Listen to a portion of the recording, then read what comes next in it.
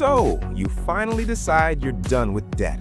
You sit down, you make a plan, you cut up the credit cards, you download the budgeting app, you're fired up, you're motivated, you're ready to tackle this thing. And then, nothing happens.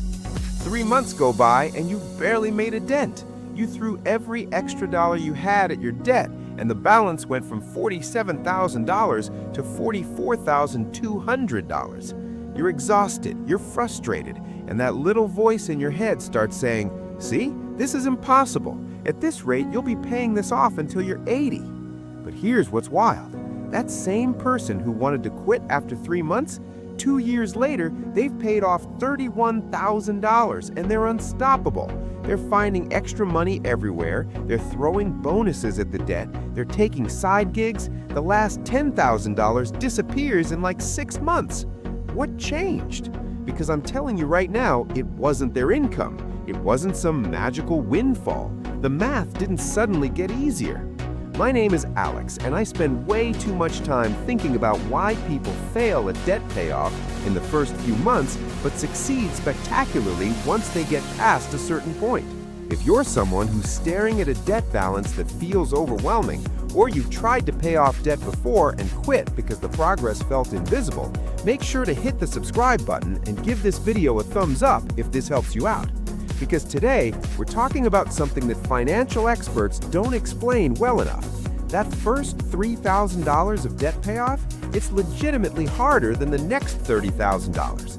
And I don't just mean it feels harder. I mean there are actual mathematical and psychological reasons why the beginning is the hardest part, and why most people who make it past that initial hurdle end up crushing their debt payoff goals. The math problem nobody talks about. Here's the thing. Let's say you've got $45,000 in debt across 3 credit cards. Card 1 has $20,000 at 24% interest. Card 2 has $15,000 at 19%. Card 3 has $10,000 at 16%. You scrape together $1,000 a month to throw at this debt. You read Dave Ramsey, you're doing the debt snowball, you're attacking the smallest balance first. Feels good, right? Wrong. Here's what most people don't realize. That $45,000, every single month it's growing by about $787 in interest charges alone. So your $1,000 payment, you're actually only knocking down $213 of actual debt. You're running on a treadmill that's tilted upward. Let me show you the real math that makes people want to quit. Month 1, you pay $1,000. The balance goes from $45,000 to $44,787. You made $213 of progress. Month 2, you pay $1,000. The balance goes from $44,570 to $44,349. You made $221 of progress. 3 months, $3,000 in payments, and you've only actually reduced your debt by $651. You know what that feels like? That feels like getting scammed. You did everything right, and the universe is basically laughing at you. But look, this is where it gets really interesting, because the math that's working against you in the beginning, it starts working for you once you get momentum. Fast forward 18 months. You've knocked out that first credit card completely. Now that $1,000 payment isn't fighting against $787 in monthly interest anymore. It's fighting against maybe $550 in interest, which means $450 of your payment is actual progress. Fast forward 30 months, you're down to 1 card with $12,000 left. Your interest charge is like $240 a month. So that same $1,000 payment, now $760 of it is destroying the principal balance. Same payment, same effort, completely different results. The psychological nightmare. Now you might be thinking, okay, Alex, but that's just math. I can handle slow progress if I know it's working. No, you can't, and here's why. Human brains are terrible at delayed gratification when the delay feels infinite. There's this whole field of behavioral economics around something called hyperbolic discounting, which is a fancy way of saying we value immediate rewards way more than future rewards, especially when the future feels far away. When you're staring at $45,000 in debt and you've paid off $651 after 3 months of sacrifice, your brain does the math. At this rate, you're looking at 17 years of payoff. 17 years of no vacations, no nice dinners, no new clothes, no fun. And your brain just taps out. It says, absolutely not. I'll take my chances with minimum payments and living with this debt forever. But here's what your brain doesn't understand. That 17-year calculation is wrong because it's assuming linear progress, and debt payoff isn't linear, it's exponential.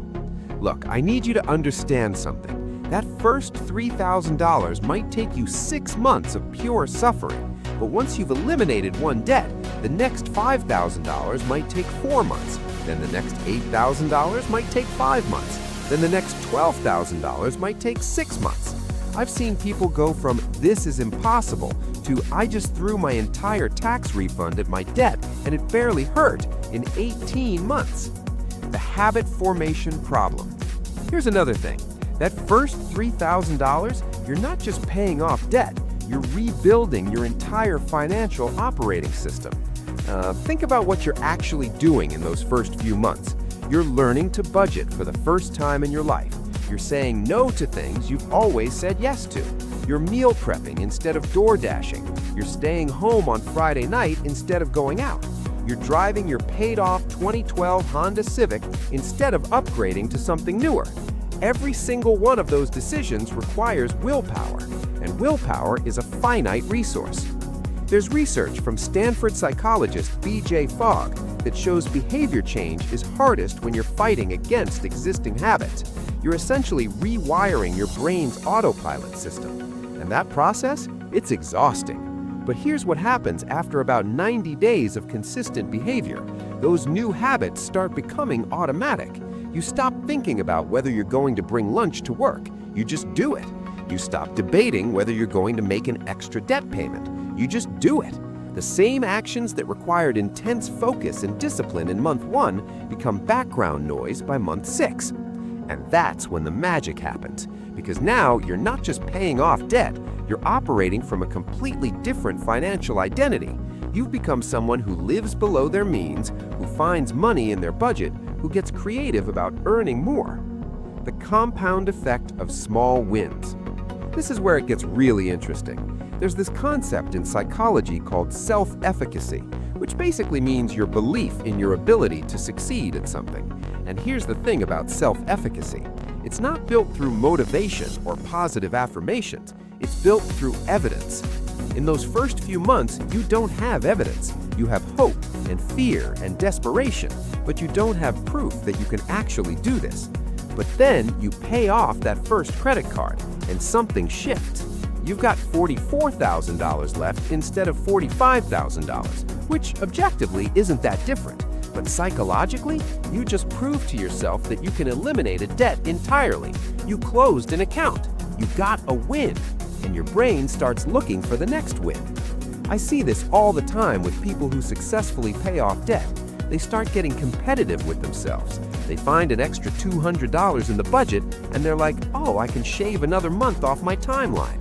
They pick up a side hustle, and instead of spending that money, they throw it at the debt because watching the balance drop becomes more satisfying than buying stuff. This is the compound effect. Small wins create confidence. Confidence creates momentum. Momentum creates bigger wins. Bigger wins create obsession. And obsession creates results that seem impossible from the outside. The interest acceleration nobody explains. Let me show you something that'll blow your mind. Let's go back to our example. $45,000 in debt, $1,000 monthly payment. In the first year, you'll pay about $9,400 in interest charges. That's money that just evaporates. It's not reducing your debt, it's just the cost of having debt. But here's the thing. As you pay down the principal, the interest charges shrink, which means more of your payment goes to principal, which means the balance drops faster, which means even less interest next month. It's a snowball effect, but in reverse. The debt accelerates downward. By year 2, if you stay consistent, you'll only pay about $6,800 in interest. You're putting the same amount of money toward debt, but you're making way more progress. By year 3, maybe $3,500 in interest. The math literally gets easier the longer you stick with it. And this is why people who make it past that first year often pay off debt way faster than they thought possible. They budgeted for 5 years and they're done in 3.5 because the back half of debt payoff is so much faster than the front half. The lifestyle creep reversal. Here's something else that happens that nobody talks about. When you first start paying off debt, you're fighting against lifestyle creep.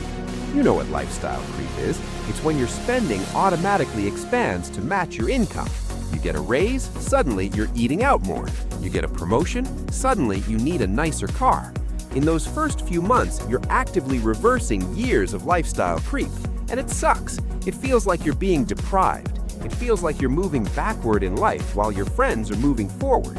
But after about 6 months to a year, something interesting happens. You adjust. Your new spending level becomes your baseline. You stop feeling like you're sacrificing because this is just how you live now. And weirdly, you often find you're not even less happy. There's research from Princeton showing that beyond about $75,000 a year in income, adjusted for inflation, that's closer to $95,000 today, additional money doesn't really increase day-to-day happiness. What actually makes people happy is progress toward goals and a sense of control over their life. And you know what gives you more control than anything else? Getting out of debt. So you've got this weird paradox where you're spending less money, but you're actually happier because you're making progress on something that matters. The strategy that changes everything. Now look, here's what I need you to do if you're in that first $3,000 phase and you're struggling. First, understand that the struggle is temporary and normal. You're not failing, you're in the hardest part. The math is against you, your habits aren't formed yet, and you don't have evidence that this works. Of course it's hard. Second, optimize for psychological wins, not just mathematical efficiency. You know the debate between debt snowball and debt avalanche, right? Debt avalanche says pay off the highest interest rate first because it's mathematically optimal. Debt snowball says pay off the smallest balance first because it's psychologically optimal. I'm team snowball for beginners, and here's why. That first win matters more than the $200 you might save in interest. When you eliminate a debt completely, even a small one, you get a dopamine hit. You get evidence. You build momentum. Once you're rolling and you've got that momentum, switch to avalanche if you want. But in the beginning, chase the wins. Third, track your progress in multiple ways. Don't just look at your total debt balance. Track your net worth. Track the number of debts you have. Track your debt-free date. Track how much interest you're paying each month. Because here's the thing, even when your total balance is barely moving, these other metrics are improving, and seeing progress anywhere helps you keep going. Fourth, find a way to make it not miserable. I know some financial gurus are like, you need to suffer, you need to eat rice and beans, you need to work 80 hours a week. No, that's how you burn out and quit. Build in small rewards. If you hit your monthly goal, get a $10 coffee date with a friend. If you pay off a card, celebrate with a nice dinner that you budgeted for. The key is that these rewards don't derail your progress, but they make the journey sustainable. The reality check. Here's the truth. Some of you aren't going to make it past that first $3,000. You're going to quit. You're going to decide that debt is just part of your life, and you'll pay it off eventually. Or maybe you won't. And look, I'm not here to judge. Paying off debt is hard. It requires sacrifice, discipline, and patience. But I need you to understand what you're giving up if you quit. Let's say you've got $45,000 in debt at an average interest rate of 20%. If you just make minimum payments, let's say 2% of the balance each month, you'll be in debt for over 30 years. You'll pay over $80,000 in interest alone. You'll pay back almost $125,000 total. But if you push through that first hard phase, if you pay $1,000 a month consistently, you're debt-free in about 5 years. You pay maybe $15,000 in interest total. You pay back $60,000 total. Same debt, different choice, a $65,000 difference in what you actually pay. And that's not even counting the opportunity cost, because once you're debt-free, that $1,000 a month, now it goes to investments, to building wealth, to creating the life you actually want. The exponential breakthrough. You know what I love? I love talking to people who are 2 years into their debt payoff journey, because they all say the same thing. I can't believe I almost quit in month 3. The beginning felt impossible, but now I feel unstoppable. I wish I could go back and tell myself it gets so much easier. That's the breakthrough. That's the exponential shift.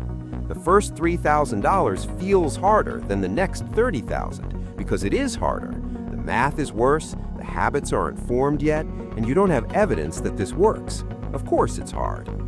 But once you break through that initial barrier, once you've got proof that this works, once the compound effects start kicking in, debt payoff becomes almost addictive.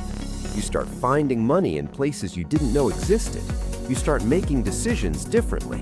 You start seeing every dollar as a tool to accelerate your freedom. And before you know it, you're making the final payment, and you're standing there thinking, holy shit, I actually did it. So, if you're in that first $3,000 phase right now, here's what I want you to remember. This is temporary. The math gets better, the habits get easier, the momentum builds. You're not failing, you're in the hardest part, and the hardest part doesn't last forever.